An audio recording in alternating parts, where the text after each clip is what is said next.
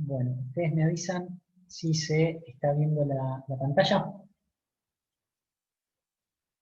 Sí se ve. Sí, se ve. Bueno, muchas gracias. Bueno, gente, primero, yo hoy les envié un aviso por campus que había subido una nueva versión de esta guía de resolución de estructuras hiperestáticas a través de incógnitas estáticas. ¿Cuáles son esos cambios? Un poquitos, breves. Ustedes en la vieja versión, para esta estructura, una estructura mixta, fíjense que la barra BE es un tensor, solamente posee rigidez axial, se daba de alguna manera o se inducía a utilizar un sistema fundamental determinado. Bueno, ahora queda a criterio de cada uno de ustedes cómo poder plantear y resolver esa estructura, ¿sí?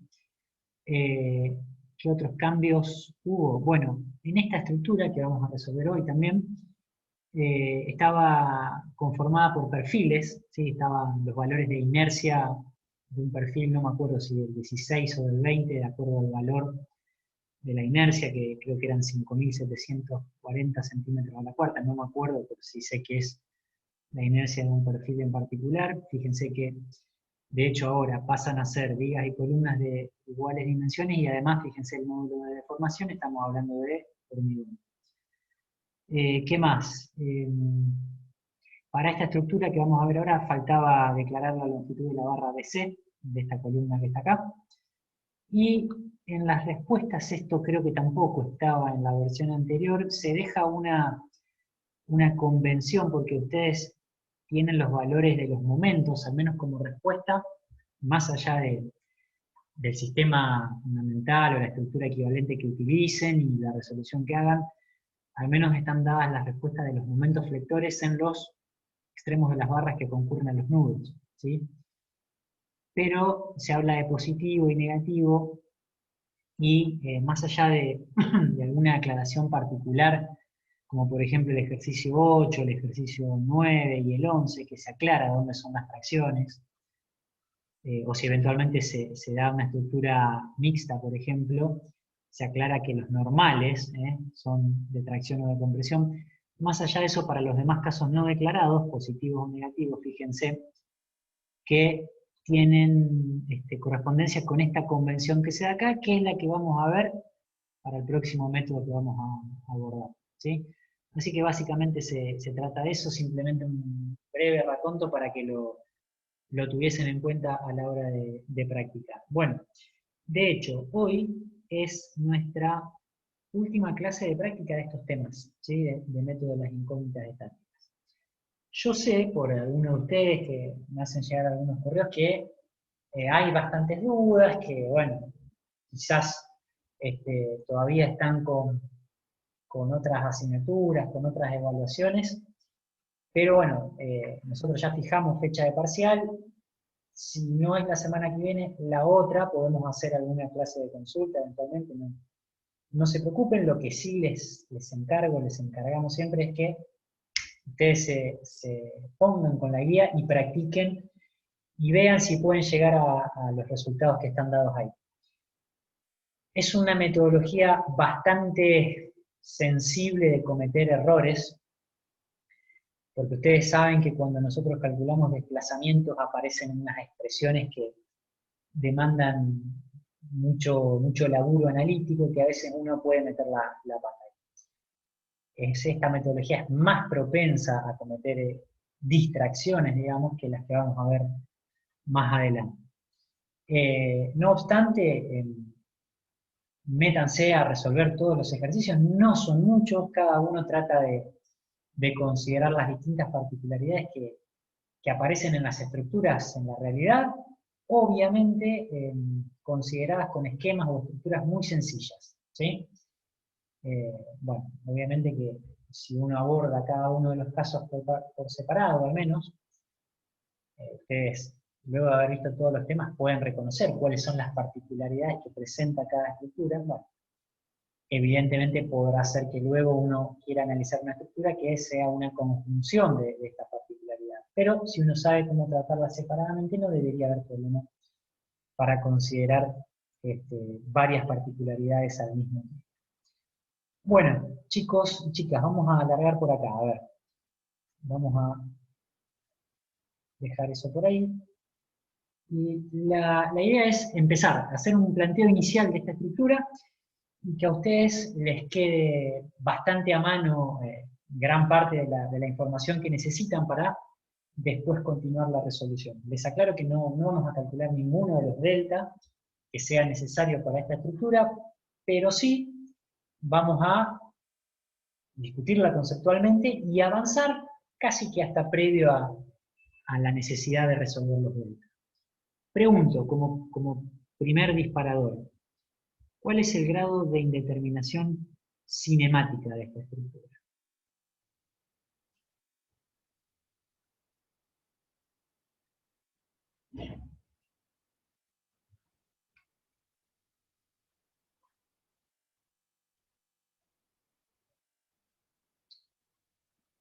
G sub C, no grado de indeterminación cinemática con hipótesis de rigidez, sino grado de indeterminación sin ninguna hipótesis. ¿Alguno me puede orientar o me lo puede contar con sus palabras? ¿Cuáles son esas incógnitas? ¿Cómo las iría contando?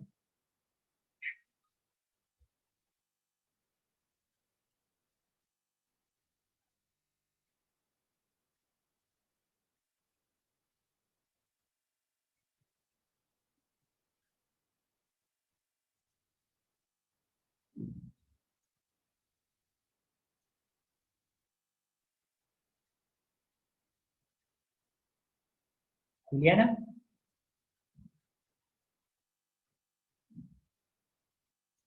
¿te animás a contar?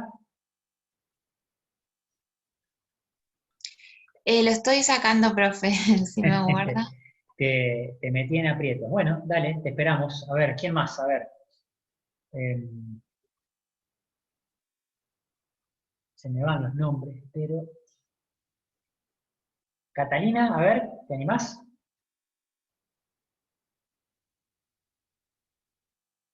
A ver, ahí le digo. Bien. Mientras Catalina, bueno, Juliana, que ya un poco las presioné un poquito, bien entendidamente, ¿no? Están haciendo algunas cuentas y supongo que el resto también. ¿Alguien me puede decir cuál es el G sub C R de esta estructura? No corresponde. ¿Quién comentaba? Martínez, profe. Martina. No corresponde o no se aplica, vamos a decir. No se aplica, no corresponde analizar grado de indeterminación cinemática con hipótesis de rigidez.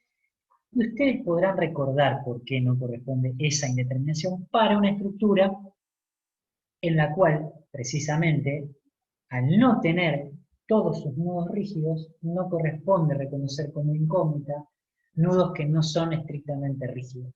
¿Sí? Entonces, las metodologías que vamos a abordar, en la cual las incógnitas son G sub R, no permitirán abordar estructuras en principio de estas características. Bueno, ¿qué sucede? ¿Hay algún valor? Y voy a dejar a mano el que vamos a usar hoy, G sub E. Que también, si alguno lo tiene por ahí, me gustaría que me lo dijera.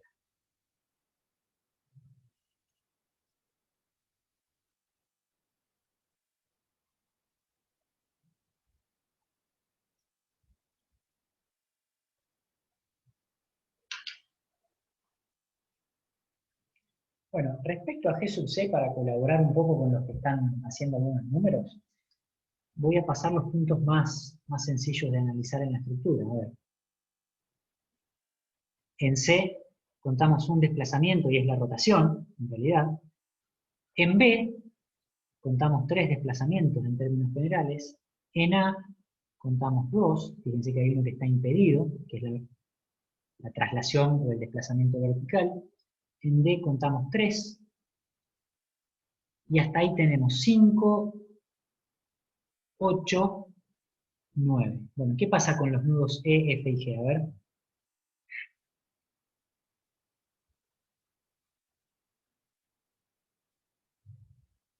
¿Cuántos desplazamientos vamos a contar en E?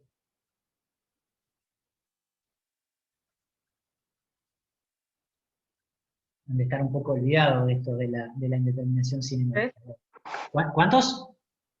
Vos tenés el mixto, así que serían 2, ¿puede ser? Y mira, en realidad en este caso son 3. ¿Por qué? Porque tengo la confluencia de 2 barras de alma llena. Y entonces ahí va a quedar caracterizado el giro de ese nudo combinado a partir de reconocer a ese giro como la magnitud que giran los extremos de 2 barras particularmente, que confluyen en ese nudo, que son la barra DE, esta que está acá, y la barra EB. Estas dos están unidas rígidamente al nudo, y cuando ese nudo rote, las barras que concurren a él, particularmente estas que acabo de señalar, van a rotar esa misma magnitud. Entonces puedo hablar de una rotación ahí, ¿sí? En cada barra de alma llena yo hablo de una rotación en definitiva. Y esto un poco lo habíamos discutido en aquel momento, y tiene que ver con el tratamiento que vamos a ver bastante más adelante. Pero vamos a contar 3 ahí, vamos a contar 3 en F, por razones similares, y vamos a contar 3 acá en este extremo libre del voladizo, reconociendo que ahí no tengo ningún impedimento a que la estructura, una vez que obtiene su deformada, tenga 2 desplazamientos y una rotación, ¿sí? Contamos 2 desplazamientos, estrictamente 2 traslaciones, un par de ejes coordenados, cuando nosotros tenemos nudos articulados. ¿Cuáles son los nudos articulados? Nudos en los que concurren barras articuladas, barras de los reticulados particularmente.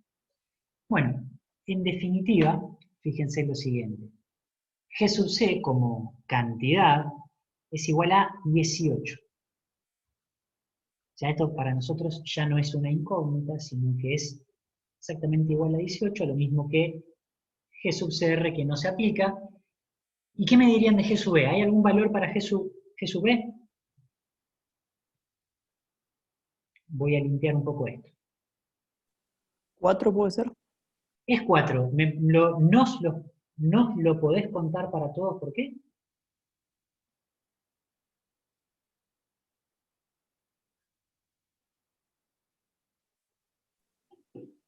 Y a ver, no sé, yo le hice con un nudo ahí, abrí la celda del cuadrado ese. Es la celda cerrada, sí. Claro, El marco cerrado, no pero me salía la el otra. marco cerrado. Sí. Exactamente. Bien, reconociste que hay un marco cerrado. Bien, ¿y por qué? Y por cada marco cerrado, ¿cuántas incógnitas aparecen? 3. 3 en el plano. Perfecto. O sea, suponete vos cortás acá la estructura. Si la estructura realmente estuviese abierta y no habría continuidad, ¿sí? Es como que, vamos a suponer, no sé, una barra AH y una barra BI, serían 2 voladizos, el voladizo AH estaría rigidizado, tendría continuidad con la barra AD y el apoyo en A, y la barra BI sería un voladizo que tendría la continuidad en este nudo en B. Y ahí ya la estructura no tendría esa celda cerrada y vos no tendrías esas incógnitas, ¿sí? ¿Y qué más? ¿Por qué a partir de ahí, para abrir un marco cerrado en el plano, reconocer 3 incógnitas, por qué llegas a 4? Y después con la EF, claro, ahí me queda una S4. Efectivamente, esto es un tensor, la barra F, se ve en el esquema, que ese tensor, en definitiva, pensemos lo siguiente, la estructura no necesita de ese tensor para estar en equilibrio, ¿sí? Pero ¿qué sucede? El voladizo, quiero decir, esta barra, BG, o BFG, en realidad BG, vamos a decir, no necesita de ese tensor, ¿eh? Si yo le doy continuidad a la estructura, ¿sí? Permito que en la vinculación acá de la barra BG en el nudo B haya transmisión de momento normal y corte, no necesita de ese tensor para ser estable y para poder equilibrarse, ¿sí? Ese tensor lo único que va a hacer es rigidizar adicionalmente la estructura, ¿sí? Particularmente para ese estado de carga que estamos viendo ahí, ¿sí? Si es un tensor, una barra de muy poca sección, y ahora tengo, no sé, una presión de viento que viene de abajo hacia arriba, ese tensor, cuando quiera comprimir, no va a tener ninguna posibilidad de tomar carga si tiene 2,5 centímetros de diámetro. Pero en principio, conceptualmente, o sea, es una barra que trabaja exclusivamente a solicitación axial y por cuestiones de pandeo, exclusivamente a tracción, al menos para esas dimensiones, ¿no? Y como tal, como ser una barra, por ser un tensor en definitiva, incorpora una incógnita adicional al problema, ¿sí? De hecho, si ese tensor no estuviese, si no existiera, vamos a suponer que no existe ese tensor, entonces ahí queda claro, por ejemplo, que ese voladizo bajo esa carga, el punto G, descendería con un valor mayor, iba a decir considerablemente mayor, bueno, habría que ver qué sucede, bueno, uno podría analizarlo rápidamente con ayuda de algún software a ver qué está pasando. Pero conceptualmente, para iniciar estos análisis, entonces, bueno, reconozcamos G sub B igual a 4, y yo estoy reconociendo de alguna manera, si abro un marco cerrado y quito ese tensor, que es igual a 4. Pero hay otra cosa que no es menor para esta estructura, ¿sí? Y es que, si nosotros nos plantamos acá con G sub B, y fíjense que son todas incógnitas hiperestáticas de origen interno, o sea, son hiperestaticidades internas en esta estructura. Porque nosotros sabemos que la hiperestaticidad siempre, por el grado de indeterminación estática de la estructura, por eso G sub B, por ahí también me pueden llegar a ver a mí que yo lo escribo así, como grado de hiperestaticidad o de indeterminación estática, por eso la E, sabemos que siempre este grado de indeterminación es igual a el grado de hiperestaticidad interno de la estructura más el grado de hiperestaticidad externo de la estructura. Y externamente ha de ser 0. Si dijimos que la indeterminación estática era toda de naturaleza interna, son esas 4 fuerzas internas que desarrolla la estructura, ¿sí? Y evidentemente, el grado de indeterminación externo es 0, fíjense los vínculos. O sea, la estructura está correctamente sustentada a tierra, digamos, con esos 3 vínculos, ¿sí?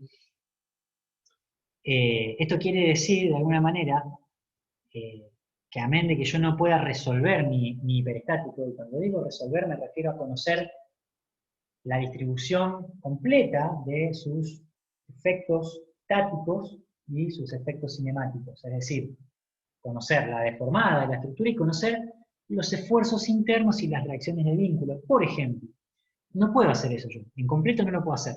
No puedo resolver por completo la estructura. Siempre que pensamos en resolver por completo, o que al menos me escuchen a mí decirlo, estamos hablando de que resolver por completo implica poder conocer todos los efectos estáticos, fuerzas, momentos, solicitaciones internas, y todos los efectos cinemáticos que pueda presentar la estructura, desplazamientos y deformaciones de alguno de sus elementos, o estado de deformación de la estructura en general. No podemos. Pero hay algo que sí podemos, a menos de que sea hiperestática. ¿Por qué? Porque si la hiperestaticidad externa es 0, fíjense tranquilamente con las simples y ya conocidas ecuaciones de equilibrio en el plano, con alguna de las combinaciones que yo puedo utilizar, puedo calcular las reacciones en los vínculos. O sea, sin ningún problema, yo puedo decir cuánto vale la reacción en A y cuánto vale la reacción en C de esta estructura. Es hiperestática, sí, pero puedo conocer las reacciones, y está claro, ¿no? Tengo 3 condiciones de vínculo, puedo plantear 3 ecuaciones de vínculo. Ahora, lo que yo no voy a poder hacer, de hecho, fíjense el estado de carga, yo tendré una reacción acá, y la reacción horizontal ya se ve que es 0. ¿Por qué? Porque si yo no tengo cargas resultantes activas en sentido horizontal en la estructura, no podrá aparecer una reacción de vínculo horizontal, porque si no, no va a tener con quién equilibrarse, ¿no?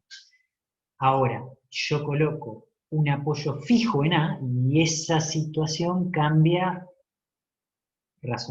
considerablemente. ¿Por qué? Y porque ahí sí, ya la estructura no va a poder, mejor dicho, en este punto en A, no se va a encontrar con un impedimento a desplazarse ahí en A, si yo considero por un momento que tengo un apoyo fijo. Como no tiene esta capacidad, este grado de libertad que sí tenía inicialmente, ese punto se va a quedar en ese lugar, a expensas de la fuerza que va a aparecer ahí. Y esa fuerza, esa reacción en A, se va a equilibrar con la reacción en C. Esto creo que para algún pórtico también ya alguna vez lo discutimos conceptualmente. Bueno, reconocida toda esta situación, yo simplemente, si ustedes me permiten, voy a borrar todo esto y vamos a alargar. Ojo, no quiere decir que esto no haya sido importante, ni mucho menos. Creo que conceptualmente es bastante interesante de discutir.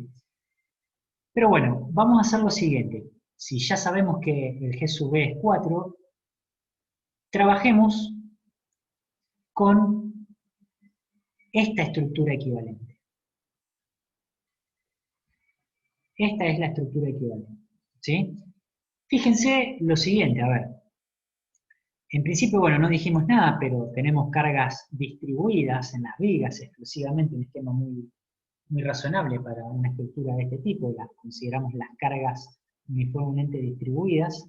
Fíjense los valores, 2 toneladas por metro y 0,6 toneladas por metro, están dadas en kilonewton, pero bueno, para tener siempre a mano la referencia. A veces uno piensa en 20 kilonewton por metro y no sabe de qué está hablando. 2 toneladas repartidas uniformemente por metro. Y esta es la estructura equivalente. ¿Qué es lo que está marcado acá, de alguna manera? Bueno, está declarado el corte que hacemos en el marco y yo he elegido hacerlo en el punto central de la viga inferior de ese marco cerrado, ¿sí? Y está cortado el tensor, el cual nosotros ya sabemos también qué es lo que sucede cuando uno corta el tensor. Bueno, en este caso, por trabajar exclusivamente a solicitación axial, ponemos de manifiesto esa fuerza como una incógnita en las caras cortadas, de tal manera que puedan restituir las fuerzas que por ahí circulan. Lo mismo con este punto, que es el punto para tener presente esto, porque es importante, porque esto es un esquema. Lo que nosotros hacemos es romper la continuidad ahí, como si dijéramos en un infinitésimo, en el centro del vano de esa viga, ¿sí? Todo ese espacio que queda ahí abierto es exclusivamente para poder dibujar las acciones estáticas que yo considero en la estructura equivalente, ¿no? Es un mero esquema, quiero que quede claro eso, del mismo modo que en el tensor, ¿no? Bueno, esa es la estructura equivalente, y en la estructura equivalente, si estas son las incógnitas que nosotros hemos llamado, fíjense, x1, x2, x3 y x4, ¿qué es lo que deberíamos hacer ahora? Hablar de cuál sería la compatibilidad cinemática a plantear en términos de cuál sería el delta prima 1, cuál sería el delta prima 2, cuál sería el delta prima 3 y cuál sería el delta prima 4. Bueno, respecto al delta prima 1, para este planteo que estamos haciendo, ¿qué deberíamos decir y por qué?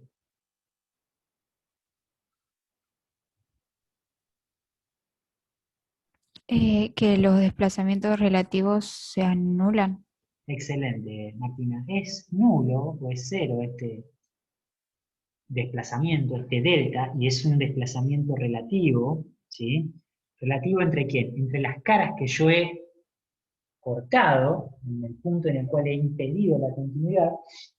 Nosotros sabemos que lo que estamos diciendo ahí es que, cuidado, la estructura, cuando actúen las cargas, pensemos, esta es la estructura, o en realidad me faltó borrar, esta es la estructura.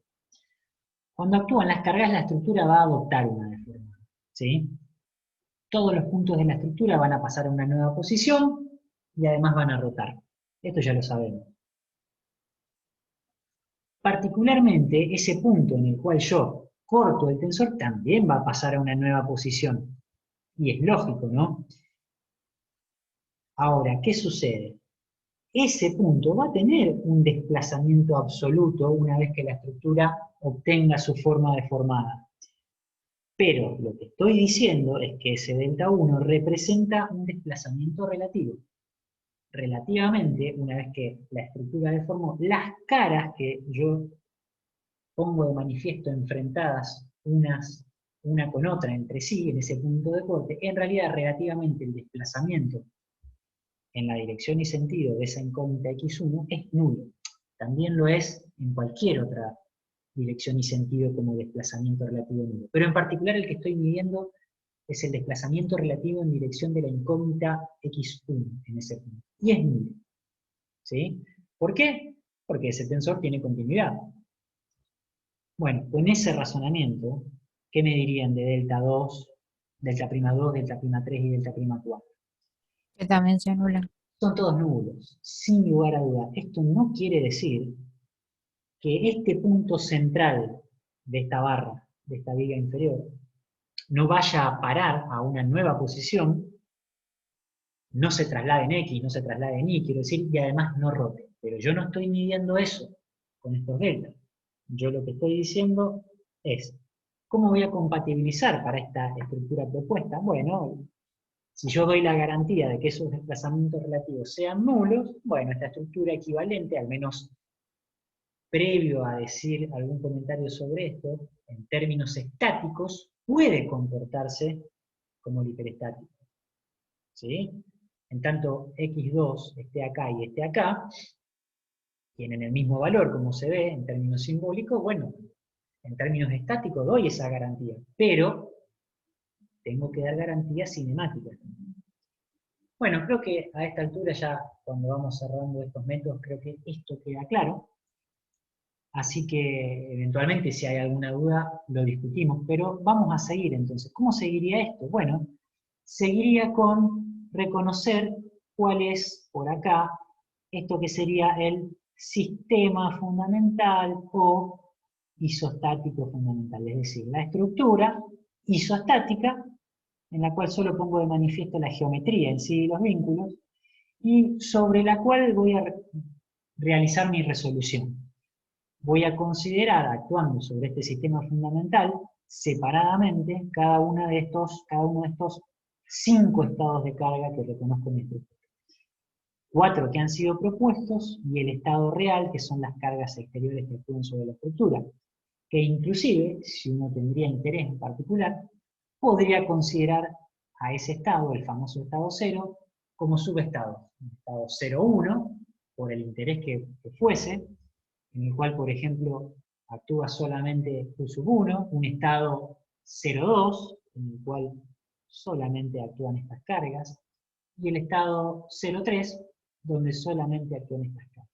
¿Por qué uno podría estar interesado en hacer eso? Porque los diagramas de momento que uno obtendría para esos subestados, ese 0,1, 0,2 y 0,3, serían diagramas más sencillos. Serían diagramas que me sería mucho más comprensible el hecho de encontrar su resolución vía las tablas que nosotros estamos trabajando.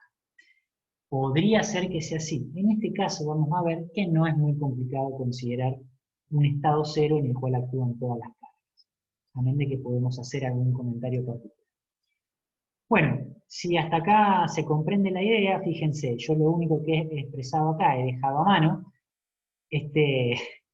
vamos a rotularlo como hermoso sistema de ecuaciones que tenemos que resolver para poder conocer los valores de x1, de x2, de x3, de x4, que son de carácter adimensional los verdaderos valores de las incógnitas hiperestáticas propuestas. ¿Sí? Digo hermoso sistema porque ustedes están viendo, ¿no? Es un sistema bastante grande para resolver, ¿no? Fíjense que tenemos muchos delta que calcular.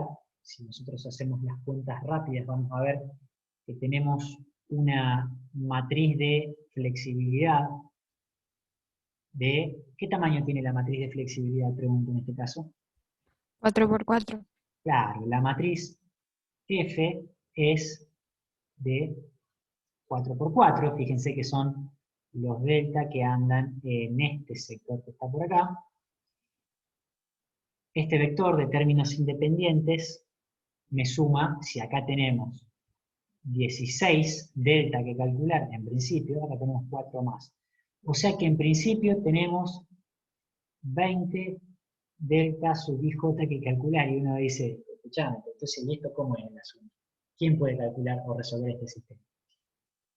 Bueno, uno podría hacer un raconto en la historia de cuándo surgió este método y cuándo se vio la necesidad entonces de tener otros métodos. Bueno, a medida que las estructuras comenzaron a ser más hiperestáticas, empezaron a o preponderar y crecer naturalmente otras metodologías, en las cuales, si yo tengo una indeterminación estática alta, mucha compatibilidad que plantear, bueno, se pensó en ir por reconocer otras incógnitas, directamente incógnitas cinemáticas, e ir por otras condiciones, equilibrio. Bueno, eso es lo que se va a ver a partir de la semana que viene. Pero bueno, tampoco es que tenemos que calcular 20 delta y j. No tenemos que calcular 20 delta y j porque tenemos al amigo Maxwell que bastante nos ayudó en esto. O sea, fíjense, este es igual a este es igual a este es igual a este es igual a este es igual a este es igual a este, y creo no olvidarme ninguno. Vamos a ver que conté 1, 2, 3, 4, 5, 6, 7, 8, 9, 10, 11, 12. 12. O sea que puedo reducir 6. O sea que en realidad tengo que calcular el 66% de los deltas. Sigue siendo un laburo bastante tedioso, pero a mí me parece que si ustedes quieren resolver un ejercicio de un tamaño considerable y poder practicar, a ver si queda claro el tema de cómo usar las tablas, cotejando con los resultados luego para la estructura, es una estructura más que adecuada para hacer práctica. Bueno, por supuesto que no vamos, como les decía, hoy no vamos a resolver un delta, sino que simplemente vamos a considerar cuáles son los estados que nos van a dejar la información para calcular esos deltas. Bueno, estado 0. En el estado 0, ¿quién considero que actúan? Las cargas exteriores. Esta es de 20 kN, al igual que esta que está acá, y esta más chica es de 6 kN sobre metro. ¿Sí? Bueno, si nosotros hacemos cuentas rápidas, por ejemplo, tomamos momento respecto a este punto, a ver si tengo la nomenclatura acá de esto, este punto, no lo tengo a mano, pero vamos a ver un poquito la nomenclatura. C. El punto C, si nosotros tomásemos una ecuación de momento respecto al punto C, automáticamente podríamos conocer la reacción vertical en A. Y acá, cuidado, vuelvo a decir lo siguiente. Es un esquema, fíjense que yo me he copiado estos esquemas.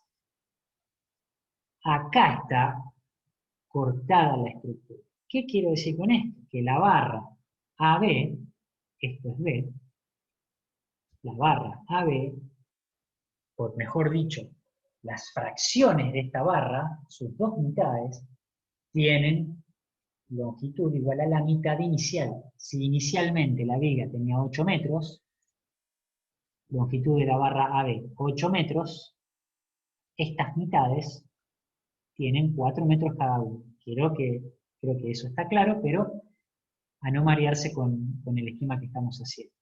Entonces, uno en su ecuación de momento haría intervenir a esta resultante que sería 20 por 4 metros por 2 metros su brazo de palanca, a esta que sería 20 por 4 metros por 6 metros su brazo de palanca, a este punto C, y a esta resultante que sería 20 por 8 metros por 4 metros. Bueno, si uno hace esas cuentas, o si alguno de ustedes ya la estuvo haciendo, quizás pueda corroborar que esta reacción es 150,63 y que para equilibrar al total de las cargas verticales, esta tiene que valer, vamos a dibujarla por acá, tiene que valer 199,37, de tal manera que las resultantes de las cargas activas es igual a 350. Bueno, eventualmente pueden corroborar esos valores, chicos. Yo voy a correr mientras tanto un poquito este esquema, porque vamos a dibujar acá los diagramas de momentos flectores, porque nosotros sabemos que son un suministro fundamental para calcular los deltas. Bueno, fíjense, este es el estado de cargas. Obviamente, algo que también es oportuno quizás mencionar, reacción horizontal acá en C no tenemos. Bueno, ¿cómo sería entonces el diagrama de momentos de este estado cero? Bueno, evidentemente si no hay reacción horizontal en C, la barra BC a flexión, al menos, no trabaja. Consecuentemente no voy a dibujar diagrama en la barra BC. ¿Qué pasa acá con el voladizo? Bueno, fíjense, si yo tengo la carga distribuida actuando en el voladizo, evidentemente sabemos que este tensor no puede trabajar porque está impedida su continuidad, porque está cortado acá, y evidentemente que la barra BG, esto era G, el punto este era F, la barra BG se comporta como un voladizo. Entonces, el diagrama de flexión ahí tendrá que tener esta forma, o una forma un poco más prolija dibujada quizás, pero ustedes me entienden que se comporta como un voladizo donde el valor máximo de la ordenada acá contra el nudo tiene que ser igual a ¿cuánto? A Q por la longitud al cuadrado del voladizo sobre 2. ¿Alguno puede hacer ese número, chicos? La longitud del voladizo son 5 metros. A ver, BG, longitud... está declarado como BF 350 y FG 150. Sí, son 5 metros. Hacer 6 por 5 al cuadrado, o sea, 6 por 25, eso sería 150 sobre 2. 75. 75. Perfecto, muchas gracias. O sea, esta ordenada serían 75. Bueno, vamos a dejarla dibujada por ahí, al menos como para no perderla de vista. Bueno, ¿qué pasa acá en esta barra? ¿Sí? Bueno, esa barra, dijimos, tener presente que tiene una longitud de 4 metros con toda su carga distribuida.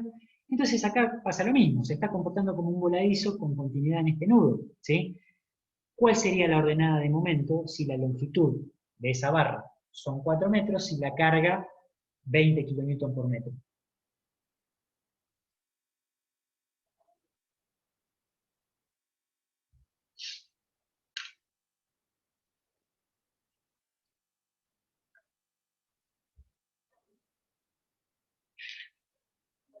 ¿Tienen algún número? ¿Qué pregunto, profe? Perdón. Pregunté cuál sería la ordenada de momento en este punto. Fíjense que acá tengo el estado de cargas. Esta carga distribuida es igual a la que está acá arriba, es 20 kN, lo voy a dejar dibujado por acá, esto es 20 kN sobre metro. Si por las dudas todavía hay dudas con las dimensiones, esto vamos a acotarlo. Acá yo tengo 4 metros, y acá tengo 4 metros, y acá eventualmente podemos acotarlo así, 350 y 1,50. Yo pregunté cuál es el valor del momento acá. 160.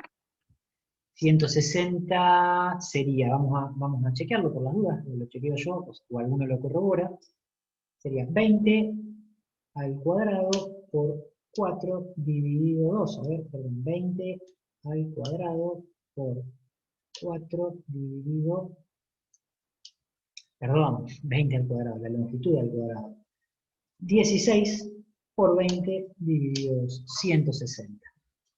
O sea que también tenemos un comportamiento acá, tener presente, bueno, quizás para que sea más feliz, acá vamos a hacerlo así, que en total no molesta en este caso. Vamos a continuar el dibujo de la barra ahí, y a otra cosa. La barra es esta, y acá la barra es esta. Entonces, esta ordenada, vamos a hacer, no vamos a poder, vamos a decir que la ordenada acá es 160, y sería algo así. ¿Sí? Este sería el diagrama de flexión para esta barra, donde esta ordenada acá es 160. Bueno, ¿qué pasa acá con con la otra barra, la barra A, y hasta este punto central? Bueno, teníamos la misma carga distribuida, fíjense el estado de cargas, o sea que el comportamiento es el mismo, ¿no es cierto? Entonces tendríamos que replicar de alguna manera este diagrama. O sea que acá tendríamos este diagrama de valor 160. Bueno, vamos a razonar un momentito lo siguiente. Este es el nudo B. Si yo aíslo un segundito el nudo B, este es el nudo B, este es el nudo B, ¿qué es lo que sucede acá? Al menos en términos de momentos flectores. Bueno, esto es 75, esto es nada, esto es 160, consecuentemente esto tiene que ser ¿cuánto? 85, ¿sí? Contracción en las fibras interiores. Bueno, vamos a dibujar ese diagrama. Me lo asoció ahí, vamos a correr ese 160, si estorba un poco menos, vamos a ponerlo por acá. Quiere decir que nosotros tenemos, mejor dicho, un diagrama de valor 85 a la ordenada. Fíjense que va a ser un diagrama de valor constante a lo largo de toda esa columna. Vamos a dibujarlo por acá. Y este sería entonces, creo que se alcanza a ver el diagrama para esa barra, ¿no es cierto? Donde la ordenada ahí es 85. ¿Están de acuerdo con que ese diagrama, a partir de que la ordenada en este extremo acá es 85, continúa de valor constante? Porque si yo recorro la estructura, el camino desde ese nudo hacia arriba, este momento 160 y este momento 75 no cambian. Venían de las cargas distribuidas en estos voladizos, las resultantes no cambian su brazo de palanca a medida que camino por una barra que tiene la dirección de esa carga, ¿no? O de esas cargas. Acá la situación es básicamente la misma, sino que si yo aíslo esto que es el nudo A, yo tengo el nudo A y evidentemente acá la cosa es la siguiente, yo tengo 160, en este momento acá debe ser de 160. Reacción en las fibras inferiores. Esa reacción que habíamos calculado, 150,63, nada hace en la distribución de flexión de esa barra vertical. O sea que yo puedo dibujar ahí los 160, tampoco lo pude, vamos a primero borrarlo, vamos a poner que esta ordenada acá era 160 y ahora vamos a dibujar este diagrama. Entonces, este es el diagrama para esta barra y esa ordenada es 160. Entonces, si ahora para completar este diagrama de flexión al menos nos falta pensar, cuando esto era G, nos falta pensar allá arriba en la barra de E. Y bueno, esto es el nudo A. Si yo pienso en el nudo B, es evidente que acá la situación es esta y debe ser esta acá. O sea, si esto es 160, acá debe ser 160. O sea que ya como punto de partida, perdón, puedo dibujar esta ordenada. Vamos a dibujarla por acá, esos 160, tracción en las fibras inferiores.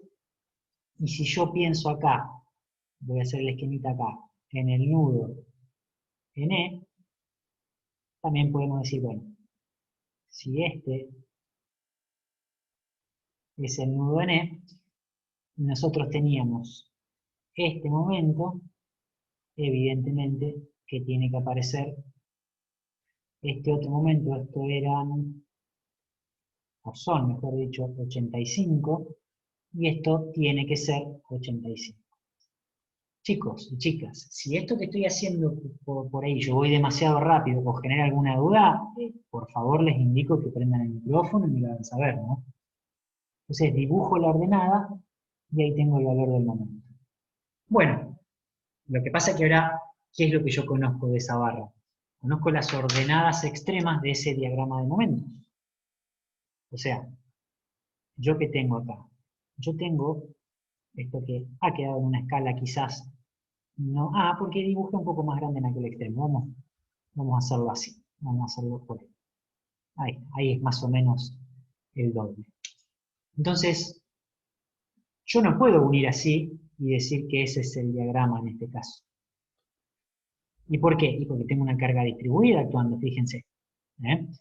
Lo que sí conozco es que conozco las ordenadas extremas. Conozco 160 y conozco 85 acá en este. ¿Sí?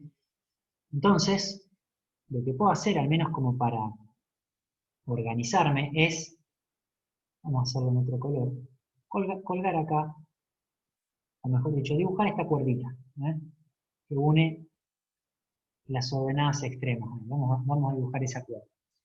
¿Y qué tengo que hacer a partir de esa cuerda del punto medio? Colocar el valor de la flecha del diagrama de una viga isostática simplemente apoyada para carga distribuida, que nosotros sabemos que es Q por L cuadrado sobre 8. Yo no voy a hacer un dibujo demasiado detallado, lo que sí tener presente que la distribución tiene que tener una forma, en definitiva, una curva de grado 2, una parábola. Una parábola, que yo acá vamos a acomodarla porque fíjense que había considerado la cuerda allá, vamos a acomodarla un poquito. Ahí me gusta más de acuerdo al planteo que hicimos. Bueno, ese sería en todo caso, ahora sí, yo puedo decir que este es mi diagrama de momentos flectores para esa barra. Y obviamente es la conjunción de dos diagramas. Es como que si yo hubiera analizado, bueno, tenía mi barra DE, y voy a hacer este esquema. Y esto es interesante porque es como uno después lo razona en la tabla también. Uno considera la estructura simplemente apoyada. Puedo hacer un esquemita también tipo rótulas, así. Y en un caso, ¿quiénes estaban actuando? 160 y 85. Y este diagrama es el diagrama que nosotros llegamos. Este trapecio. Este sería el diagrama para ese estado de esos dos momentos aplicados, ¿sí? Obviamente, uno tiene un delta momento en esta barra que tiene en este sentido, este delta momento es 75, evidentemente que aparecen fuerzas de corte que tienen que equilibrarse, o sea, las reacciones acá van a ser estas, y si uno quiere recorrer esa viga va a ver que el diagrama de flexión sería este que yo estoy marcando acá. Por otro lado, considera que el estado de carga es, además, una carga distribuida uniformemente. Entonces, si este es el estado de cargas distribuida, el diagrama de momentos flectores,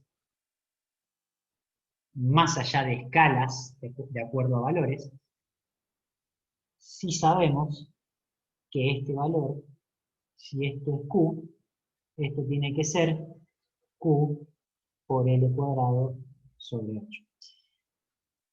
Entonces, evidentemente, bueno, lo que yo hice fue, de este punto central, colgar acá ese valor que acabo de declarar acá. Evidentemente, como les decía, yo para dibujar un poco más fácil una parábola, la hice un poco grosera, nada más. Habría que ver, de hecho, para tener una referencia, valor que vamos a necesitar, si alguno puede calcular ese valor de Q cuadrado sobre 8, donde Q es 20 y L son 8 metros, se lo agradezco y lo anoto por acá.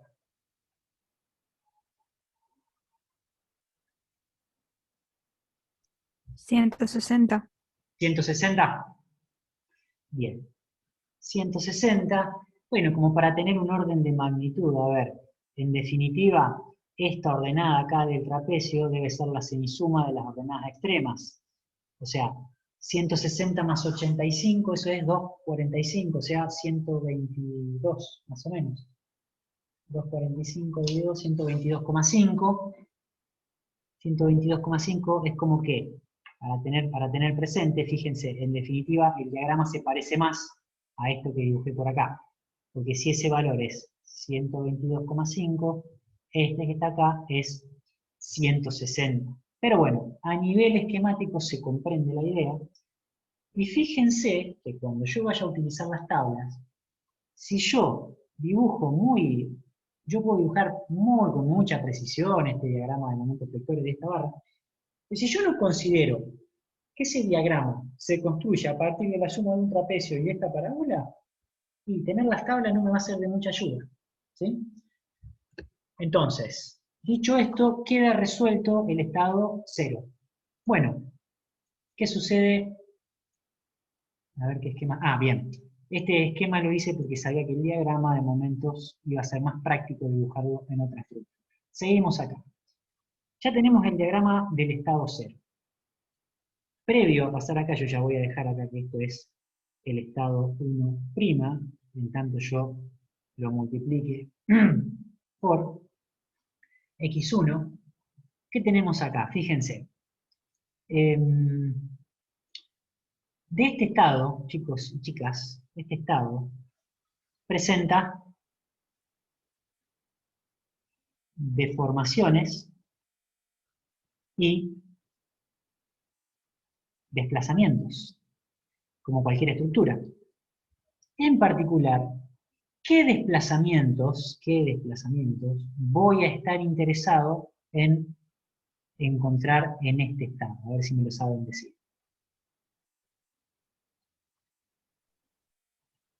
Delta, ¿qué delta voy a calcular acá? 1, 0. Voy a calcular los delta, bien Martina, los delta y 0. El delta 1, 0, el delta 2, 0, el delta 3, 0 y el delta 4, 0. Esos son los delta que yo voy a encontrar acá. ¿Por qué?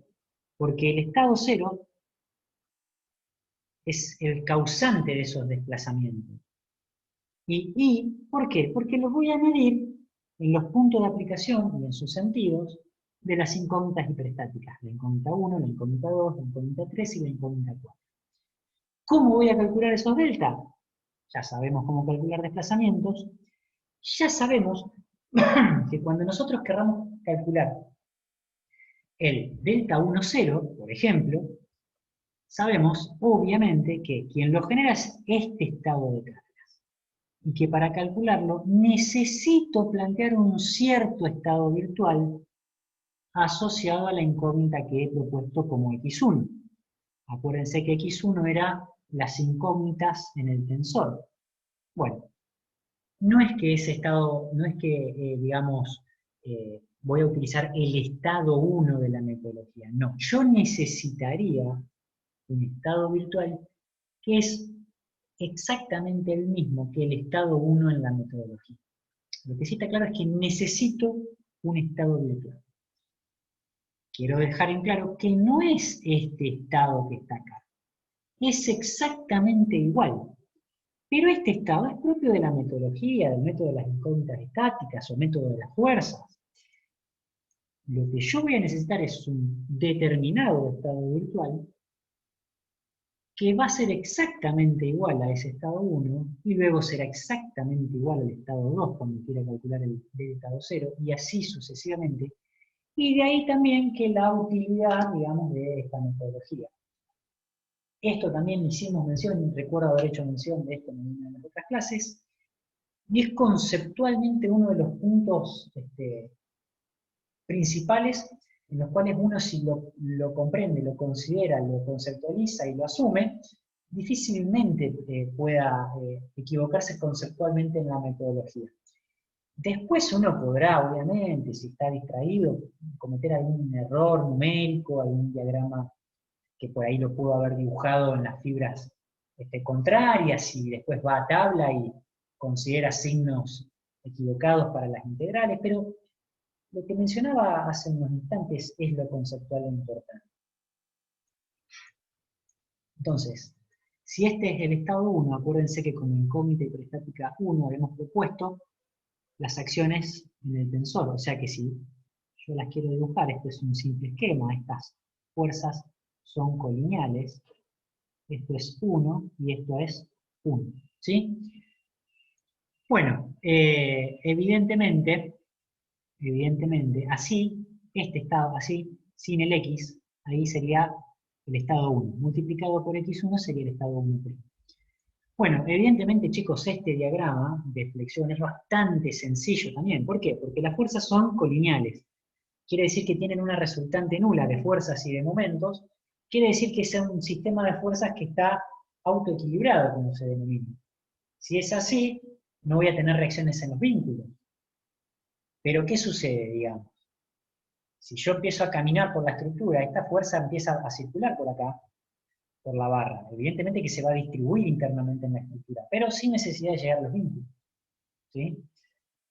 Entonces, ¿cómo sería esto? Bueno, pensemos lo siguiente, vamos a empezar por acá. Si yo considero esta fuerza 1, fíjense que comprime la barra, o sea que cuando yo llegue al punto este que es F, si yo pienso ahí, en F, yo tengo mi barra,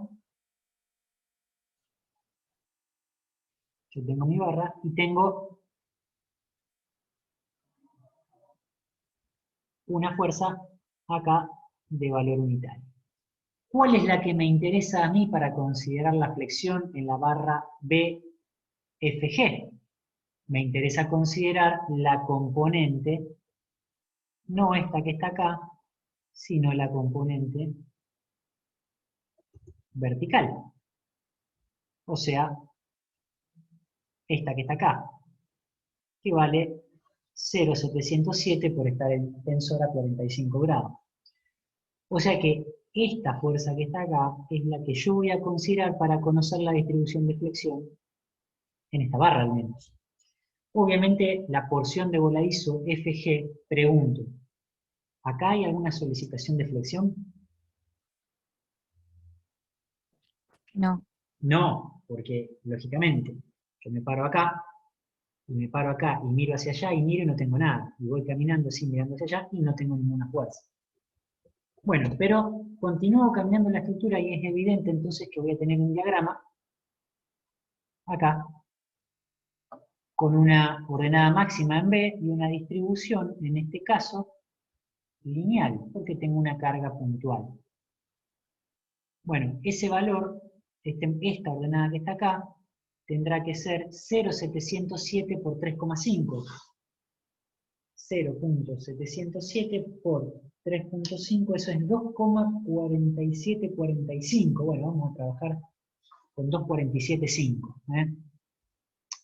2,48 vamos a trabajar. 2, no me gusta. Vamos a trabajar con 2,475. Ahí sí me gusta un poco más. Bueno, listo, perfecto. A ver, si no tengo reacciones, esta barra no trabaja, esta ya sabemos que no trabaja, esta no trabaja,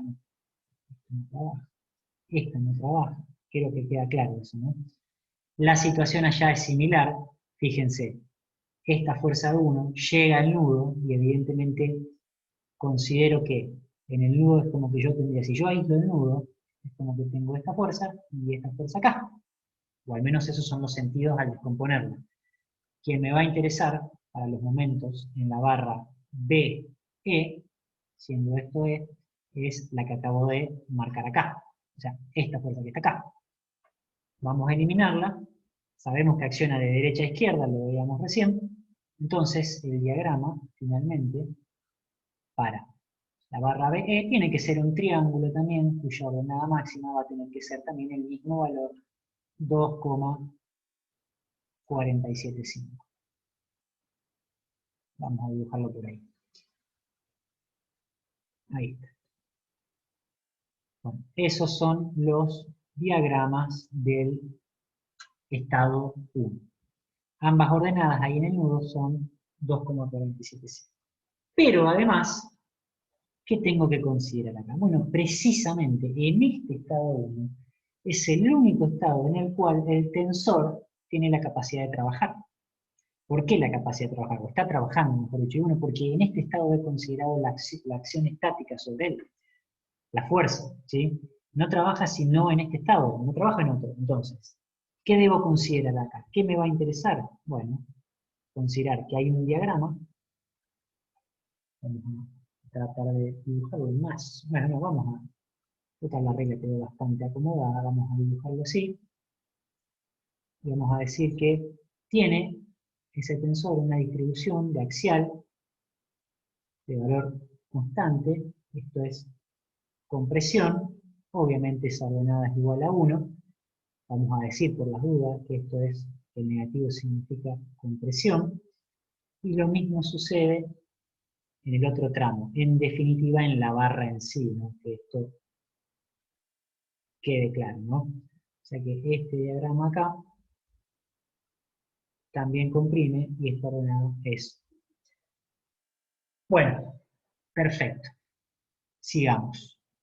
Y ustedes me dirán, bueno, pero acá consideraste el axial y en los demás elementos no. Y nosotros sabemos por qué hacemos esto, ¿no? Bueno, ¿qué pasa con el estado 2, chicos y chicas? A ver, recordemos cuál es la incógnita hiperestática 2. Es este par de momentos en las caras expuestas en el corte. Y acá sí, quizás conviene dejar este esquema, digamos, considerando que necesitamos poner acá este 1 y este 1 acá, y si nosotros a este estado lo multiplicamos por x2, lo que tenemos acá es el estado 2. Bueno, ¿qué pasa con la distribución de momentos acá? Bueno, de nuevo, tener en cuenta lo siguiente. Estos momentos están ahí, vecinos, uno al lado del otro, pero en caras expuestas. Una cara que no tiene continuidad con la otra. ¿Qué quiero decir? Que si yo tomara, por ejemplo, una ecuación de momentos respecto a este punto, ambos tienen el mismo brazo de palanca y giran en sentido opuesto. Es un sistema autoequilibrado, nuevamente, ¿sí? Ahora bien, ¿cómo sería, más allá de ser un sistema equilibrado? Internamente, las fuerzas caminan, ¿y qué es lo que sucede ahí? Bueno, dibujemos este diagrama. ¿Dónde tengo la tracción? Esto es A, esto es B. En esta porción de barra que me quedó acá, ¿dónde tengo la tracción? ¿Arriba o abajo?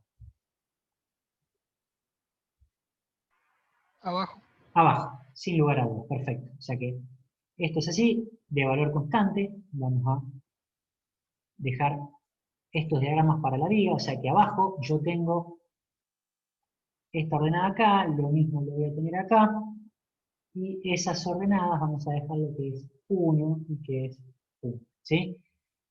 ¿Qué es lo que va a suceder en las vigas, al menos en las vigas superiores? Perdón, vigas, columnas. Bueno, si yo aíslo el nudo por continuidad, voy a observar que la flexión debe continuar de valor constante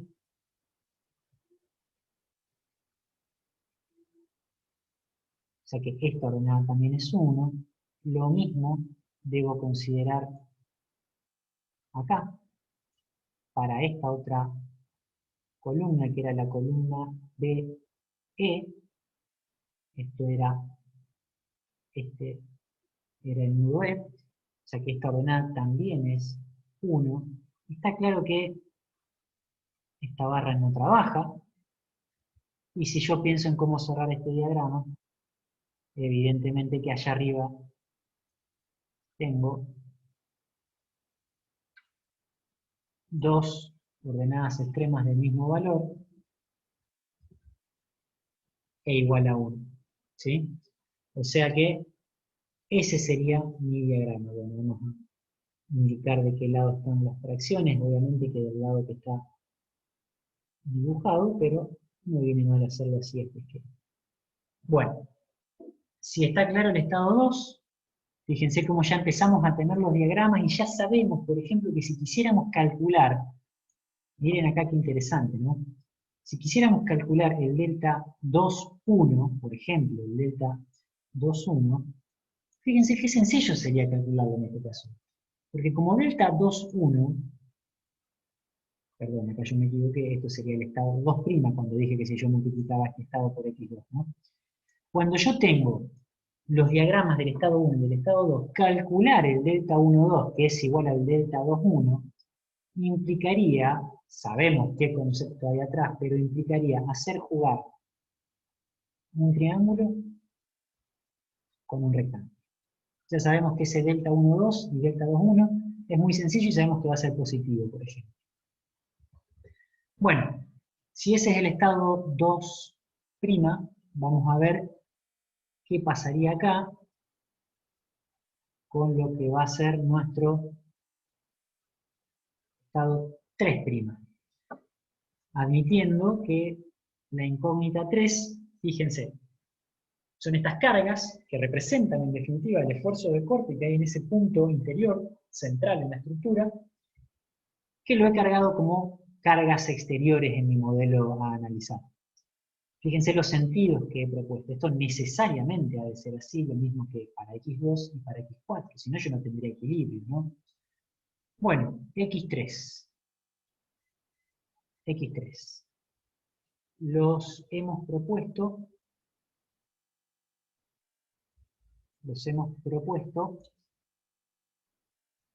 de esta manera y de esta manera. Me gustaría que se tomaran unos pocos minutos para, esto es A, esto es B, esto es G, esto es D, E y C. Me gustaría, siendo esto 1, les dejo a mano por las dudas, ustedes lo tienen por ahí las dimensiones, que rápidamente esbocen el diagrama de momentos flectores de esta estructura. Estos son 4 metros, recuerden que las cargas están aplicadas ahí, en el punto central, acá. Estos son 3,50, estos son 1,50 y verticalmente nosotros tenemos 3,50 y 6 metros. Vamos a ver si podemos improvisar un poco esto medio rápido. A ver si podemos acomodar eso un poquito. Creo que queda un poco más presentable. Bueno, ahí están las cotas de la estructura. Las cargas ya las tienen ahí. En 3-4 minutitos me dicen cómo son los diagramas de flexión de esas barras.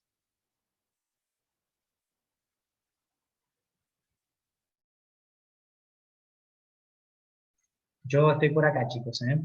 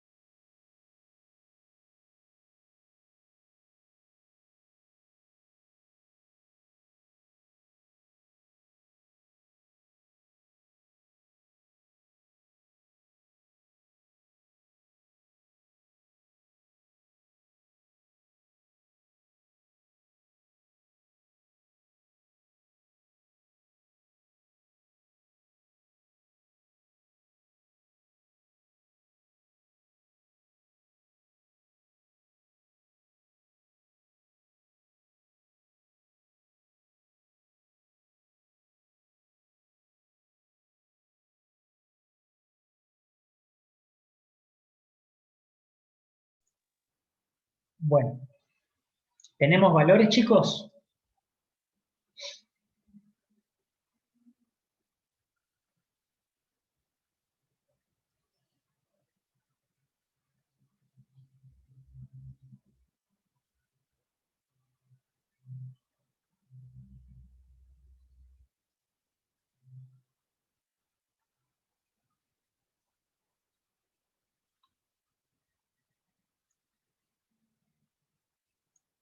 Está claro, voy a empezar yo, ¿no? Está claro que esta barra va a tener esta distribución, con una ordenada máxima acá que va a valer 4, ¿sí?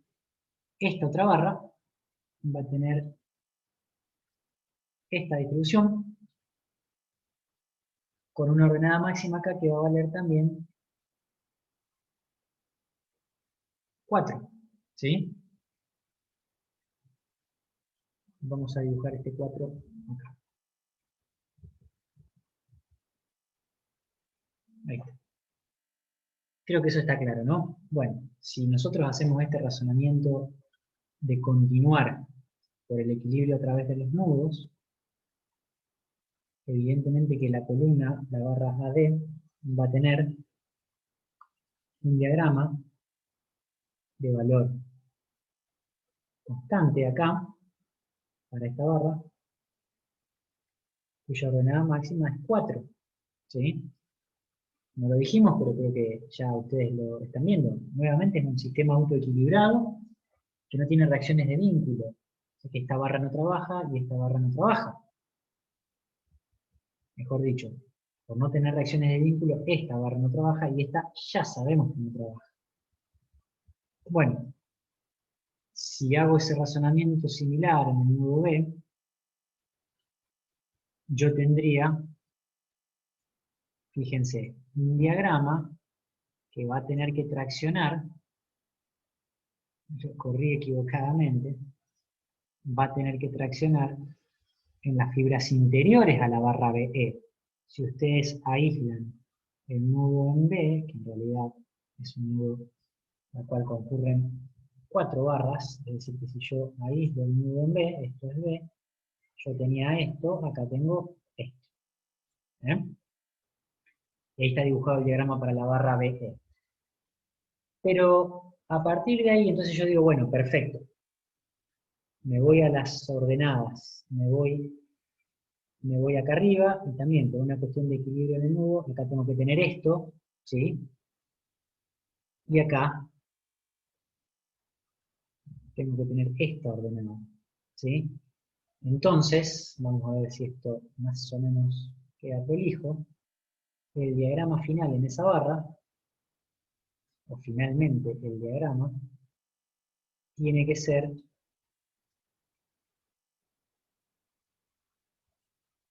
este que está acá, ¿sí?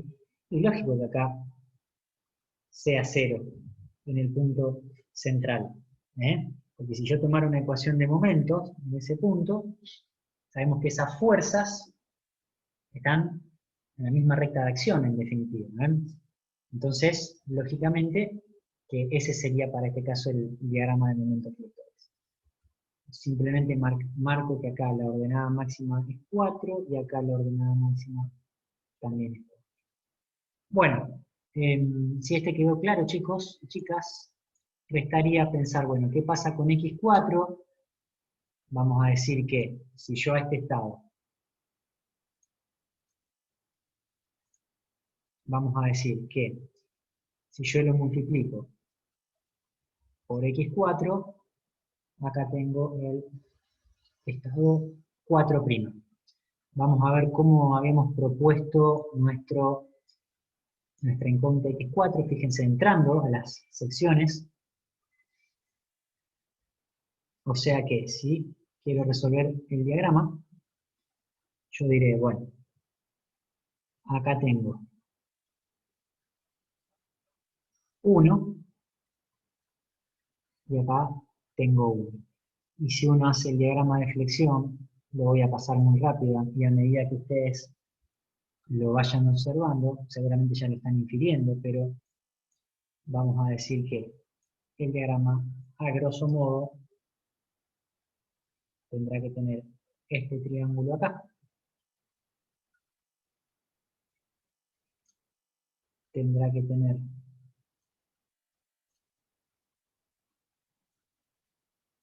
este otro triángulo acá, y tendrá un valor constante allá arriba.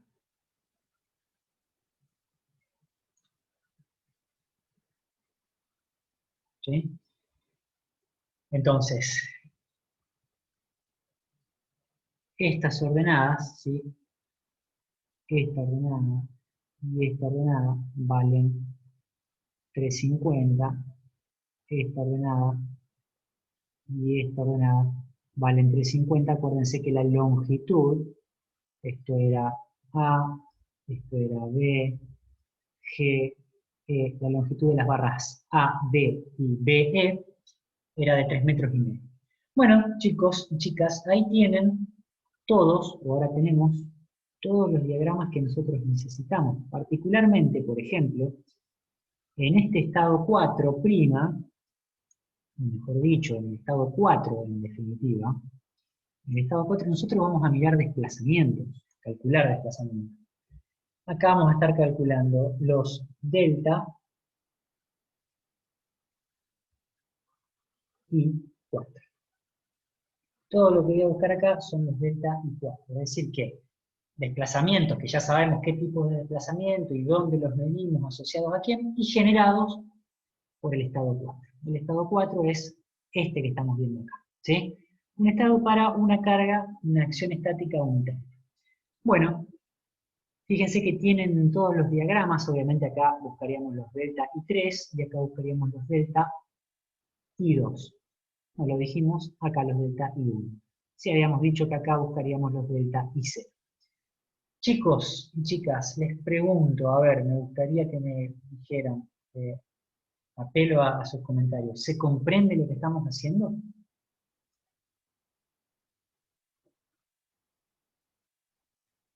¿Pueden bajar cierta tranquilidad con algún mísero comentario al menos? ¿O no?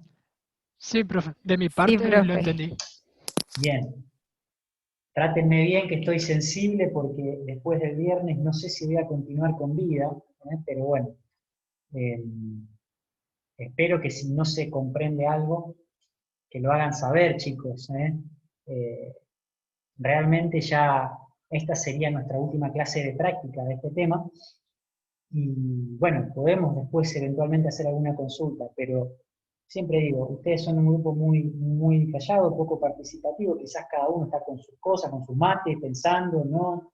Revisando en otro momento, pero aquel que esté atento en la clase, ahora, en este momento, de manera sincronizada, digamos, me gustaría que cuando consulto, que me lo hagan saber, por un lado, para quedarme tranquilo que va todo bien, o si no va todo bien, para que revisemos, porque seguir avanzando sobre algo que está medio débil no tiene sentido. Bueno, ¿qué queda para ustedes, chicos, de este ejercicio? Bueno, queda que calculen este sistema, es decir, que calculen los 14 delta que estamos necesitando. Yo no los tengo a mano ahora, pero se los voy a mandar de alguna manera, se los voy a hacer llegar para que ustedes no hagan la resolución de la estática, es decir, los diagramas de flexión y de corte y de normal, sin antes tener certeza que los X son correctos, porque si no, sería como perder tiempo, digamos. Es interesante que ustedes para esta estructura puedan llegar a los valores correctos de los X, de las incógnitas, y que después, una vez tenidos esos valores, puedan resolver la estática de la estructura. Así que, obviamente, pueden empezar a practicar.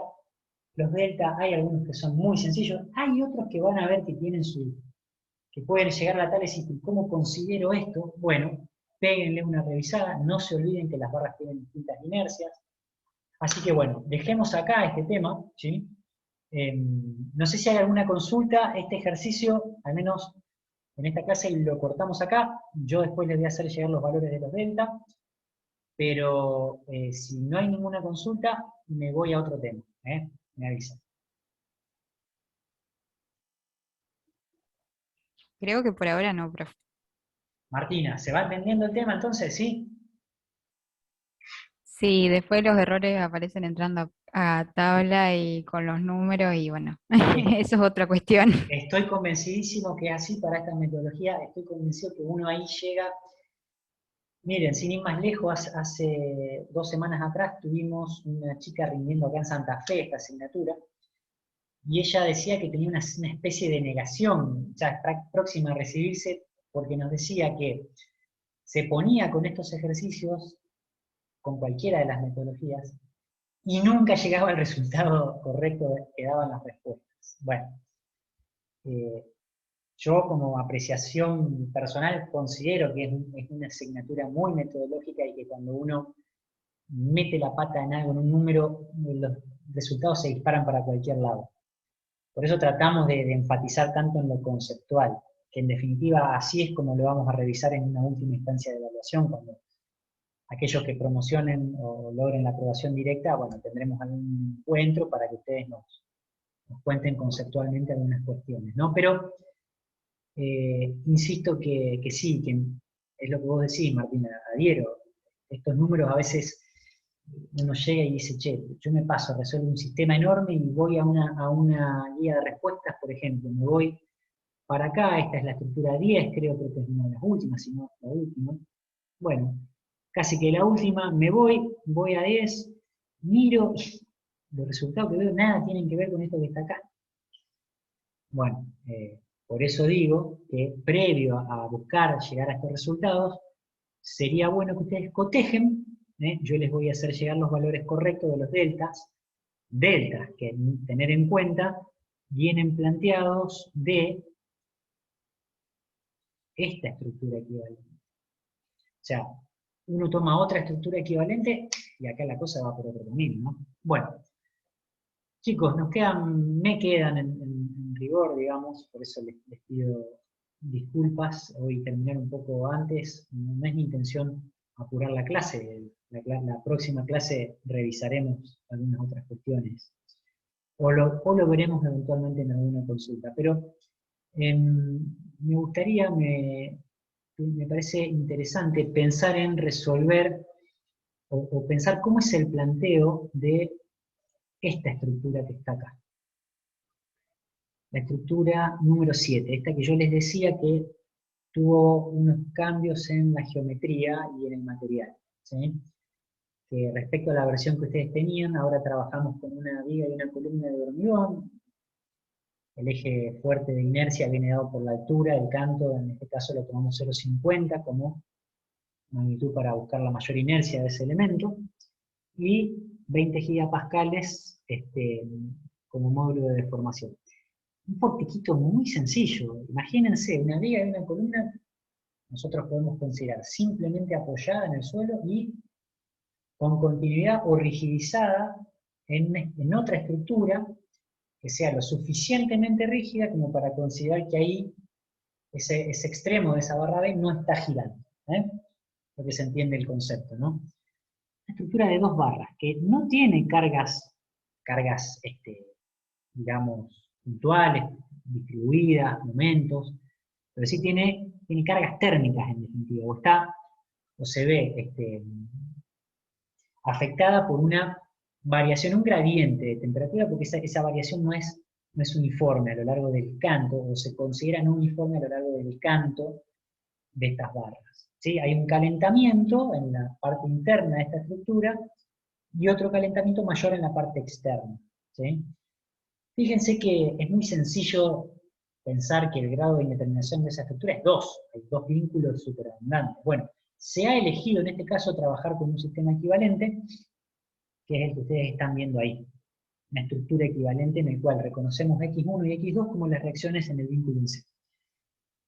A partir de ahí la estructura es una estructura isostática, si uno conociera los valores de X1 y X2.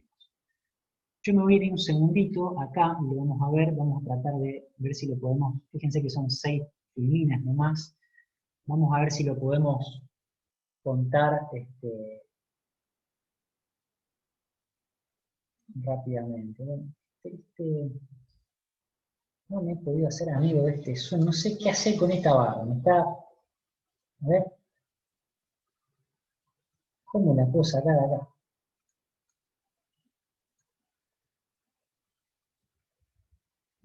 A ver, ahí está. Bueno, creo que di un paso importante en mi amistad con el Zoom. Bueno, esta es la situación, chicos. Fíjense que ya decíamos cuál es el sistema equivalente, ¿sí? Y entonces, a partir de reconocer cuál es nuestra estructura equivalente, nosotros ahora tenemos esto de descomponer las acciones en estados, ¿sí? Un estado cero, nosotros sabemos que las acciones conocidas, predeterminadas, reales, que actúan sobre la estructura, sean cargas o sean, en este caso, acciones térmicas, las vamos a considerar en el estado cero. Adicionalmente vamos a considerar un estado 1 y un estado 2. Fíjense que ahí lo que ha quedado declarado ya, si quieren, es la totalidad, como estado 1', ¿sí? Donde el estado 1 sería si no considero la multiplicación por x número. Lo mismo para el estado 2 o estado 2'. Esta es la descomposición de las acciones sobre el isostático fundamental o el sistema fundamental. Y a partir de ahí, claro, nosotros ya sabemos que si estos son nuestros estados, nosotros tenemos que considerar una compatibilidad para resolver esta estructura.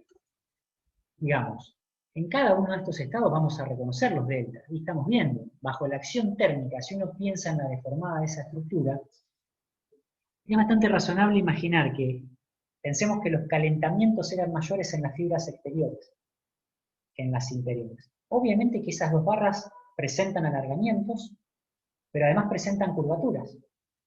Imaginen que yo arranco a considerar cómo deforma la curvatura que está ahí pegadita al empotramiento. Imaginen cómo sería esa deformación. Se estira un poquito y tiene una cierta curvatura con concavidad hacia abajo. Y a partir de ahí, cada una de esas rebanadas se van adosando con la misma consideración. Bueno, esta es una deformada cualitativa que se puede, y la vamos a corroborar, que realmente es esa la deformada. Y a partir de ese estado de deformación lo que se ve son los desplazamientos que yo estoy interesado en calcular. Porque ya sabemos que la compatibilidad que vamos a plantear, si quitamos el vínculo que teníamos inicialmente en este punto C, es que delta'1 y delta'2 tienen que ser igual a 0. Para el estado 1, fíjense que la deformada también la podemos inferir bastante rápido. Uno podría pensar, más allá que obviamente que los puntos de esta columna se van hacia arriba, tenemos una curvatura en esta barra porque yo tengo flexión exclusivamente en esta barra.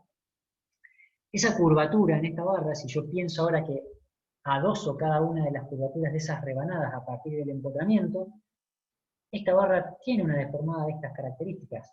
También es razonable que si la carga va de abajo hacia arriba, el punto B, que es este, suba, pero el nudo rota, ¿sí? Este nudo rota, y fíjense, esta barra no presenta deformación angular, acompaña, la rotación de esta barra acompaña la rotación del nudo. Fíjense que se ve que no presenta deformación angular.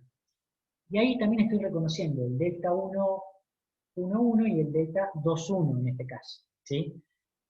Nosotros sabemos por qué delta 2,1 y 1,1. El segundo subíndice son ambos 1. Bueno, son desplazamientos que yo los ubico, los calculo, los reconozco y existen en el estado 1. Pero se corresponden con una acción estática 1 y se corresponden con una acción estática 2. El razonamiento es el mismo para el estado 2. Lo paso casi que por alto simplemente mencionando que si ahora uno piensa en el diagrama de momentos flectores, uno sabe que tiene un triángulo de flexión en la columna y un rectángulo de valor constante. Entonces, ahora las curvaturas están en ambos elementos. ¿Sí? Esta sería una deformada aproximada, cualitativa, real, en definitiva, para este estado. Evidentemente que la compatibilidad de desplazamientos o la compatibilidad cinemática es esta. Nosotros esto ya lo tenemos harto reconocido. Tiene que ser igual a 0 en este caso porque en C inicialmente el punto estaba concretamente fijo y ese desplazamiento absoluto en este caso, o esos desplazamientos absolutos en este caso son nulos. Bueno, acá viene el tema de los cálculos de los delta y j. En este caso podemos empezar con el delta 1,0. Bueno, el estado real, fíjense, el estado real de deformaciones que origina un desplazamiento, el delta 1,0 es la variación de temperatura. O sea que el estado real, como dice ahí, es el estado 0. En el estado 0, ¿qué es lo que yo estoy marcando ahí? Bueno, estoy haciendo el diagrama, cosa que ya hicimos también, el diagrama de las ordenadas, de las curvaturas por temperatura. ¿Sí? Nosotros sabemos que vamos a necesitar estas deformaciones reales para poder plantear un cierto trabajo virtual interno complementario. En ese otro esquema aparecen las deformaciones axiales específicas, también ahí están las expresiones, ese delta T promedio o delta TG a nivel de baricentro, y en el otro lado el gradiente de temperatura multiplicado por el coeficiente alfa, creo que se alcanza a ver. Bueno, necesito calcular el delta 1,0, y esto es acá un poco lo que decía. Y el estado virtual, para calcular delta 1, 0, yo propongo que es este, por necesidad de calcular un desplazamiento vertical ligado al sentido de la incógnita x1. No es el estado 1 de la metodología, pero es un estado que es igual, ¿sí? Es el estado virtual de equilibrio, y yo lo dejo aclarado ahí. Es igual al estado 1 del método de las incógnitas estadísticas. Quiero que esto quede claro, esta idea. Bueno, ¿qué necesito acá de este estado virtual? El diagrama de flexión, y voy a necesitar el diagrama de normal, porque voy a hacer jugar, fíjense, cuando yo plantee ese kilonewton por ese desplazamiento, voy a estar calculando el trabajo virtual complementario externo, y voy a hacer jugar estos diagramas para calcular o para cuantificar ciertas integrales, que en particular esta no la vamos a despreciar, en tanto que esta tampoco sea menos despreciable.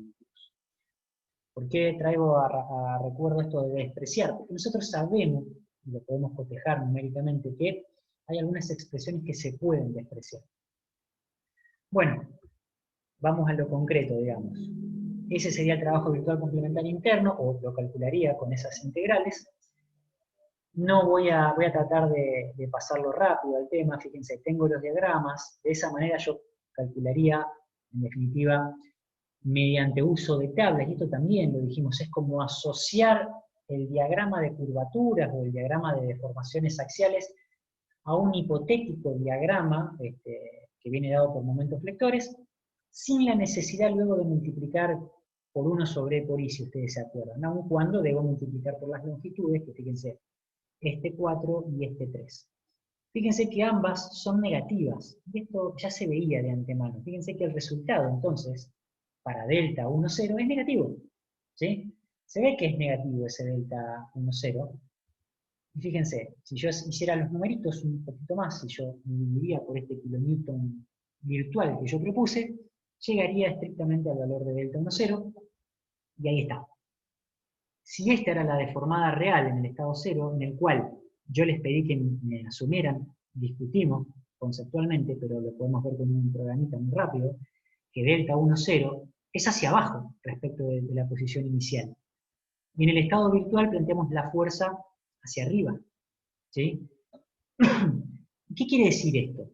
Yo planteé la fuerza hacia arriba en el estado virtual porque fui coherente con el estado que tengo a mano, el estado 1. En el estado 1 de la metodología, planteamos la fuerza hacia arriba.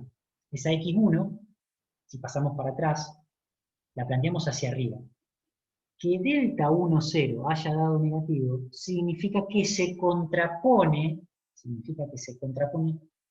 no con esta fuerza del estado virtual. Esto es un estado virtual que yo lo pude proponer para abajo también si quisiera.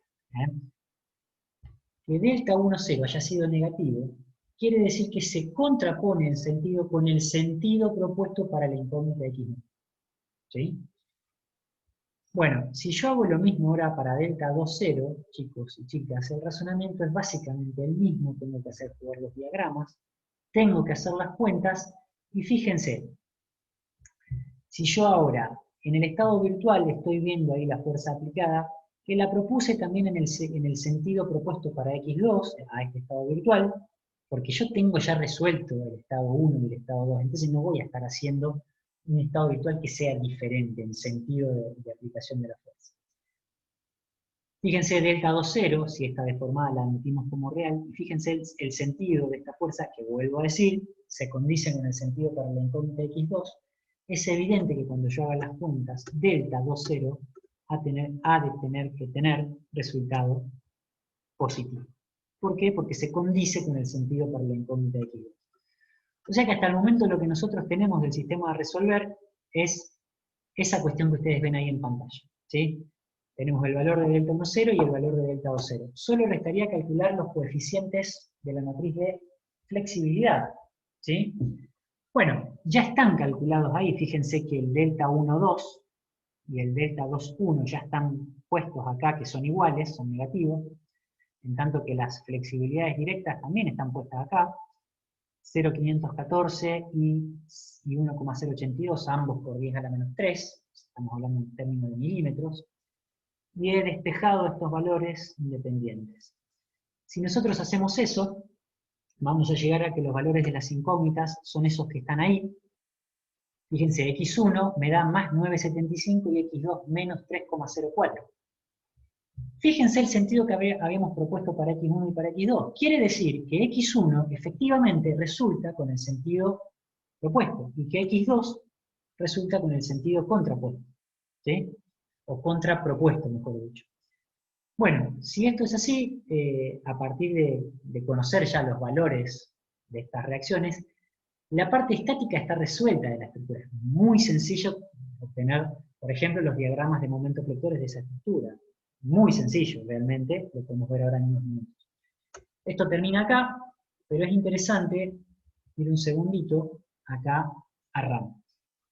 Fíjense, acá está la estructura resuelta para la acción térmica, y acá, de alguna manera, con una pequeña diferencia, nosotros teníamos 3,04 y 9,75, creo, porque bueno, también nosotros hicimos algunos redondeos, y hay que ver también si a RAM podemos pedirle las mismas consideraciones que usamos en el método de las fuerzas. El diagrama de momento, yo le decía, bueno, evidentemente como diagrama de momento es muy sencillo, ustedes lo están viendo ahí. Fíjense que también de alguna manera lo que está hecho acá, en estos tres estados, es, bueno, la estructura isostatizada, y ahora lo que vemos acá es la deformada para la carga térmica. En la estructura isostatizada, fíjense que está libre ese desplazamiento de abajo. Entonces, si yo le pido los desplazamientos, acuérdense que nosotros habíamos calculado, tenemos por acá, habíamos calculado 6,765 y 8,91 por 10 a la menos 3.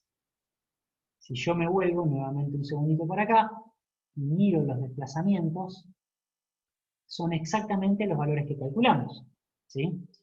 Bueno, ¿qué hice yo? ¿De dónde obtuve los otros desplazamientos? Bueno, propuse el isostático bajo la carga puntual. Yo acá le puse 10 solamente para exagerar la deformada, porque la estructura era bastante rígida para una carga tan reducida, simplemente para exagerar la deformada. Es la deformada que habíamos, fíjense, las deformadas que habíamos inducido en principio para los tres estados son coherentes. Y de acá que leí los desplazamientos, que yo coloqué en nuestro sistema. Que diga positivo acá para ambos, quiere decir que están en correspondencia con esta terna de ejes, en particular para el par de ejes X, Y. Son positivos porque son hacia la derecha y hacia arriba, ¿sí? Fíjense que la deformada era esta que está acá. Ahora, que yo los haya declarado con otro signo, tenía que ver con la relación que yo había asumido para esos desplazamientos calculados, relacionados al sentido de la incógnita hiperestática total. Lo mismo hice para este caso, sino que acá puse esta fuerza y leí los desplazamientos acá y volqué esos valores en nuestro sistema. Bueno, finalmente estos últimos, con estos desplazamientos, es decir, yo no los calculé a partir de utilizar las tablas, sino que los volqué acá en RAM. A partir de eso, fíjense, lo que está hecho acá es, bueno, este estado en particular ahora es el estado 1, pero en el cual actúa el verdadero valor de la incógnita una vez calculado. Este es el estado 2 con el verdadero valor de la incógnita una vez calculado. Este es el estado 0, en el cual actúan las cargas térmicas. Fíjense, si yo pienso, por ejemplo, en la suma de los desplazamientos, si yo sumo este desplazamiento, la componente horizontal de este desplazamiento, más este y más este, voy a encontrar que el desplazamiento tiene que ser nulo. No lo he verificado, seguramente para este ejemplo habrá una ligera diferencia. Fíjense que esa ligera diferencia es bastante ligera. Fíjense, 5,61, 3,29 casi para la derecha, 8,91 hacia la izquierda. La compatibilidad la estamos garantizando, al menos entre comillas, con este planteo que hicimos en RAM. Si lo pensamos en la compatibilidad vertical, fíjense los desplazamientos, del mismo modo la estamos garantizando. Bueno, creo que se comprende el análisis que hicimos, y una única cuestión a considerar final en la resolución acá, a ver si yo creo que me dejé algunos esquemas de esta estructura para conversar, no me acuerdo cómo había planteado ya este tema, pero bueno, dado el tiempo, bueno, lo íbamos a revisar acá en la pizarra. Simplemente, chicos y chicas, yo hago el último comentario para que ustedes después lo puedan revisar.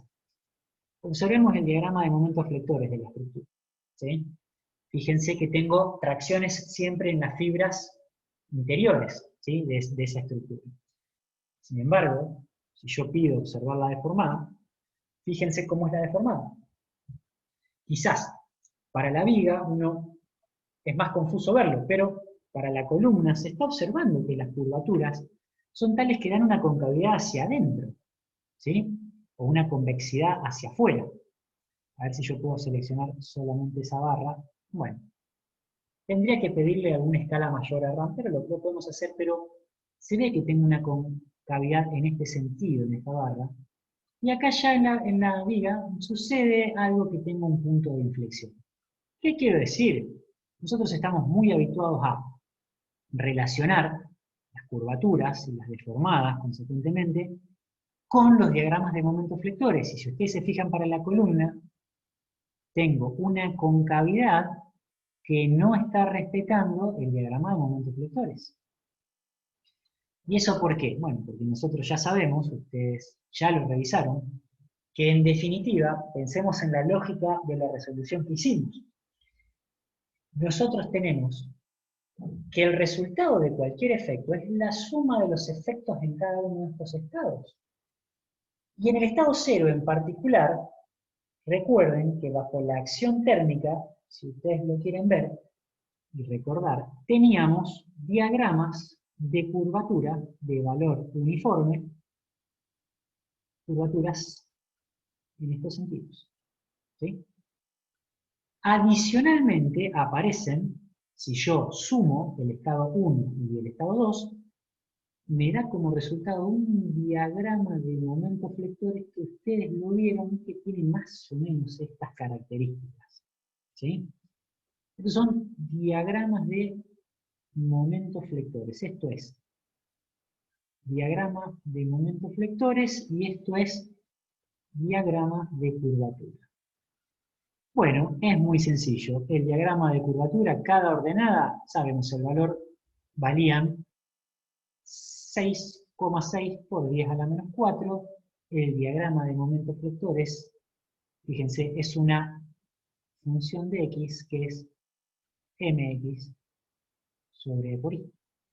De tal manera que ustedes van a poder corroborar cuál es el diagrama de ordenadas definitivo de curvaturas para esa estructura. Van a poder contrastar, por ejemplo, que si yo tomo la ordenada máxima de momento acá en la columna, que es el valor que yo obtuve para la reacción, que tenía este sentido finalmente, me da un valor de momento acá, que si yo lo divido por e por y, va a ser menor respecto a esta coordenada, que es esta particularmente, razón por la cual la curvatura final en la estructura, que es la que estamos viendo acá, hace que en todas las ordenadas de esa columna, la curvatura que prevalece es la provista por la acción térmica. Eso no va a pasar en la viga. En la viga ustedes van a poder encontrar un punto de inflexión. Punto de inflexión que van a consultar en el momento en el que se cruce este 6,6 por e a la menos 4 con un cierto valor de momento que haga que se anulen esa ordenada. Chicos y chicas, vamos a parar acá porque ya me tengo que conectar de hecho a otra reunión, pero previo a eso quiero dejar 1 o 2 minutos para preguntarles si se comprendió lo que estuvimos haciendo.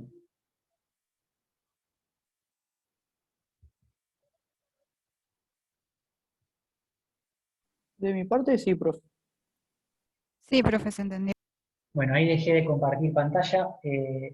Quedó todo más o menos. Yo sé que fui un poquito a las apuradas sobre el final, pero me parece que ustedes ahora tienen de alguna manera todas las herramientas como para ya cerrar el tema, y ahora atacar cada una de las estructuras. Quizás nos faltó hacer algo de práctica de desplazamientos impuestos, y de desplazamientos o vínculos elásticos, pero creo que con todo lo que vieron muy detalladamente con Juan, lo pueden hacer las estructuras que tenemos en la guía. Creo de hecho que la que tomó Juan para resolver es la que está en la guía. Si hay alguna duda, chicos y chicas, me avisan. El viernes que viene probablemente tengamos alguna consulta, a lo mejor se puede sumar alguno, ya concertamos una consulta con una compañera, así que eventualmente me mandan un correo y ya vamos ganando tiempo con las consultas. Chicos, corto acá la clase.